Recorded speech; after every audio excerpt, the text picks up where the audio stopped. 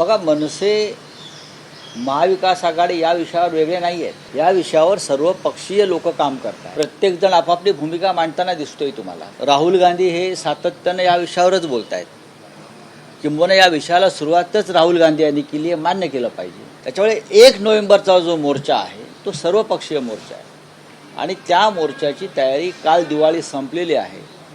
दिवाळीच्या हँगओव्हरमधून लोक बाहेर पडतील आज आणि आजपासून त्या मोर्चाच्या तयारीला आम्ही सगळे लागू. आणि हा एक मोर्चा जो आहे हा एक विराट मोर्चा निघेल.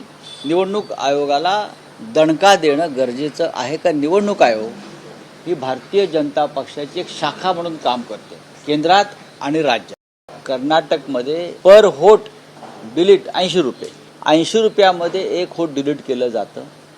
अशा पद्धतीनं हजारो मतं कर्नाटकातील मतदार यादीतून वगळण्यात आली.